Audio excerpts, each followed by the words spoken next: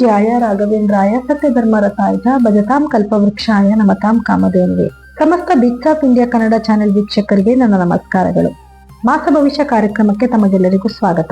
ಈ ತಿಂಗಳು ಅಂದ್ರೆ ಮಾರ್ಚ್ 2026ರಲ್ಲಿ ಗ್ರಹಗಳ ಸ್ಥಾನಮಾನದ ಮೇಲೆ, ದ್ವಾದಶ ರಾಶಿಗಳ ಮೇಲೆ ಏನೆಲ್ಲ ಪ್ರಭಾವ ಬೀರುತ್ತೆ ಅನ್ನೋದನ್ನ ನೋಡೋಣ ಬನ್ನಿ.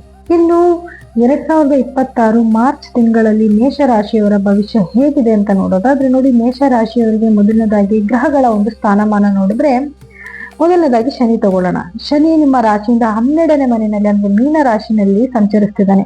ಇದರಿಂದ ಸಾಡೆ ಸಾತಿಯ ಮೊದಲ ಹಂತ ಆಗಿರುತ್ತೆ. ಸೊ ಹಂಗಂತ ನೀವು ಜಾಸ್ತಿ ಭಯ ಪಡೋದ್ ಬೇಡ. ಸಾಡೆ ಸಾತಿ ಬರ್ತಿದೆ, ನನ್ಗೆ ಏನ್ ತೊಂದರೆ ಆಗುತ್ತೋ ಅನ್ಕೊಳ್ಳೋದ್ ಬೇಡ.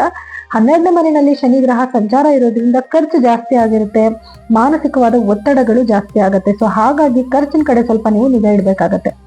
ಇನ್ನ ರಾಹುಕೇತುಗಳ ಸಂಚಾರ ಅಂತ ನೋಡಕ್ ಬಂದಾಗ, ರಾಹು 11ನೇ ಮನೆಯಲ್ಲಿ ಅಂದ್ರೆ ಕುಂಭ ರಾಶಿನಲ್ಲಿ ಇರೋದ್ರಿಂದ ಆರ್ಥಿಕ ಲಾಭ ಮತ್ತೆ ಹಳೆಯ ಬಾಕಿ ಹಣಗಳು ನಿಮ್ಗೆ ವಾಪಸ್ ಬರೋದಕ್ಕೆ ಸಹಾಯ ಆಗತ್ತೆ. ಹಾಗೆ ಕೇತುವಿನ ಸಂಚಾರ, ಕೇತು ನಿಮ್ಮ 5ನೇ ಮನೆಯಲ್ಲಿ ಸಂಚಾರ ಮಾಡ್ತಿರೋದ್ರಿಂದ ಮಕ್ಕಳ ಆರೋಗ್ಯದಲ್ಲಿ ಸ್ವಲ್ಪ ಏರುಪೇರುಗಳಾಗೋ ಸಾಧ್ಯತೆಗಳಿರುತ್ತೆ. ಹಾಗಾಗಿ ಮಕ್ಕಳ ಆರೋಗ್ಯದ ಬಗ್ಗೆ ಸ್ವಲ್ಪ ಗಮನ ಕೊಡ್ಬೇಕಾಗತ್ತೆ. ಇನ್ನು ಗುರುವಿನ ಸ್ಥಾನ ಅಂತ ನೋಡಕ್ ಬಂದ್ರೆ, ಗುರು ನಿಮ್ಮ 3ನೇ ಮನೆಯಲ್ಲಿ ಸಂಚಾರ ಮಾಡ್ತಾ ಇದ್ದಾನೆ. ಸೊ ಇದರಿಂದ ಸ್ವಲ್ಪ ಧೈರ್ಯವಾಗಿ ಕೆಲವು ಕೆಲಸಗಳನ್ನ ಮಾಡೋದಕ್ಕೆ ಮುನ್ನುಗ್ತೀರಾ. ಇದರಿಂದ ನಿಮ್ಗೆ ಏನಾದ್ರೂ ಒಂದು ಉತ್ತಮವಾದ ಕೆಲಸಗಳು ಮಾಡ್ಬೇಕು ಅಂದ್ರೆ ಅದಕ್ಕೆ ಒಂದು ಒಳ್ಳೆ ಪ್ರೋತ್ಸಾಹ ನಿಮ್ಗೆ ಸಿಗತ್ತೆ.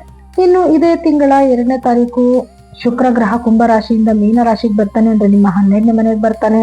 ಅಧಿಕವಾದ ಖರ್ಚು ಶುರು ಆಗತ್ತೆ.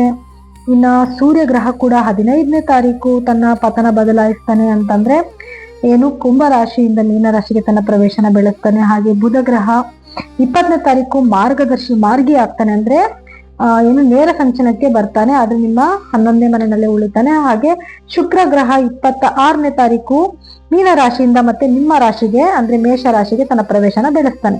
ಸೊ ಇದರಿಂದ ಏನೆಲ್ಲ ಒಂದು ಫಲಗಳನ್ನ ನೀವು ನಿರೀಕ್ಷೆ ಮಾಡ್ಬೋದು ಅನ್ನೋದನ್ನ ನೋಡೋಣ. ನೋಡಿ, ನಿಮ್ಮ ರಾಶಿಯಾಧಿಪತಿ ಆಗಿರುವಂತಹ ಕುಜಗ್ರಹ ನಿಮ್ಮ 11ನೇ ಮನೆಯಲ್ಲಿ ಸ್ಥಿತನಾಗಿರೋದ್ರಿಂದ ಒಂದು ಅತ್ಯುತ್ತಮವಾದ ಒಂದು ಸಮಯ ಇದಾಗಿರುತ್ತೆ. ನೀವೇನ್ ಅನ್ಕೊಳ್ಳುವಂತ ಕೆಲಸಗಳನ್ನೆಲ್ಲಾನು ಕೂಡ ಮಾಡುವಂತ ಒಂದು ಸಮಯ ಆಗಿರುತ್ತೆ. ಆ ಕೆಲಸಗಳಲ್ಲಿ ಜಯಶಾಲಿ ಕೂಡ ನೀವು ಆಗ್ತೀರಾ. ಹಾಗೆ ವೃತ್ತಿ ಉದ್ಯೋಗ ಅಂತ ನೋಡಿದ್ರೆ ಕೆಲಸದಲ್ಲಿ ಜವಾಬ್ದಾರಿಗಳು ಜಾಸ್ತಿ ಆಗುತ್ತೆ. ಸಹೋದ್ಯೋಗಿಗಳ ಜೊತೆನಲ್ಲಿ ಸ್ವಲ್ಪ ನೀವು ತಾಳ್ಮೆ ವಹಿಸ್ಬೇಕಾಗತ್ತೆ. ಯಾಕಂದ್ರೆ ಕೋಪದಿಂದ ನೀವೇನಾದ್ರೂ ಮಾತಾಡೋದು, ಅದರಿಂದ ಕೆಲವು ಸಮಸ್ಯೆಗಳು ಬರುವಂತ ಸಾಧ್ಯತೆಗಳಿರುತ್ತೆ. ಇನ್ನು ಆರ್ಥಿಕ ಪರಿಸ್ಥಿತಿ ಹೇಗಿರುತ್ತೆ ಅಂದ್ರೆ, ಆದಾಯ ತುಂಬಾ ಚೆನ್ನಾಗಿರುತ್ತೆ, ಆದ್ರೆ ಅನಗತ್ಯವಾದ ಪ್ರಯಾಣ ಅಥವಾ ವೈದ್ಯಕೀಯ ವೆಚ್ಚಗಳು ಜಾಸ್ತಿ ಆಗ್ಬೋದು. ನಾನು ಮೊದಲೇ ಹೇಳಿದೆ, 12ನೇ ಮನೆಯಲ್ಲಿ ಈಗ ನಿಮಗೆ 3 ಗ್ರಹಗಳ ಒಂದು ಸಂಚಾರ ಇದೆ. ಒಂದು ಶನಿ, ಶುಕ್ರ ಮತ್ತು ರವಿಯ ಸಂಚಾರ ಇದೆ. ಸೊ ಈ ಒಂದು ಸಮಯದಲ್ಲಿ ನೀವು ಸ್ವಲ್ಪ ಖರ್ಚು ಜಾಸ್ತಿ ಬರೋದ್ರಿಂದ ನೀವೇನಾದ್ರು ಒಂದು ವಸ್ತುಗಳನ್ನ ತಗೋಬೇಕು ಮಾಡ್ಬೇಕು ಅನ್ಕೊಂಡಿದ್ರೆ ಸ್ವಲ್ಪ ನಿಧಾನಗತಿನಲ್ಲಿ ಅಥವಾ ಈ ಕೆಲಸನ ಮುಂದಕ್ಕೆ ಹಾಕೋದು ಅಥವಾ ಯೋಚನೆ ಮಾಡಿ ನಿರ್ಧಾರ ತಗೊಳ್ಳೋದು ತುಂಬಾ ಉತ್ತಮ.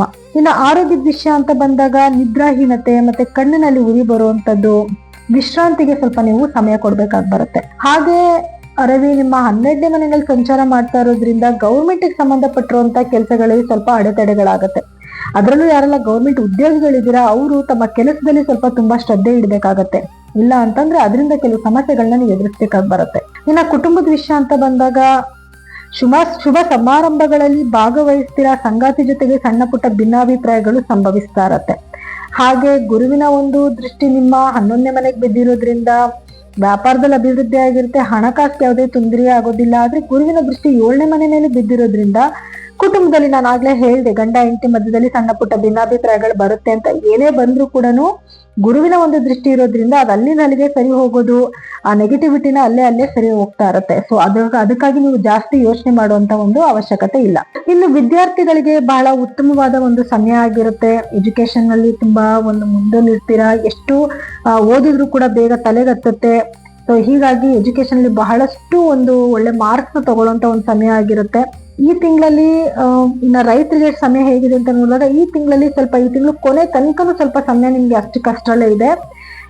ನಿಮ್ಗೆ 26ರ ನಂತರ ಸಮಯ ತುಂಬಾ ಚೆನ್ನಾಗಿರುತ್ತೆ. ಸೊ ಹಾಗಾಗಿ ಅಲ್ಲಿವರೆಗೂ ಯಾವ್ದಾದ್ರು ಹೂಡಿಕೆ ಮಾಡ್ತಾ ಇದ್ದೀರಾ ಅಂತಂದ್ರೆ ಅದನ್ನ ಮುಂದೂಡೋದೇ ಒಳ್ಳೇದು.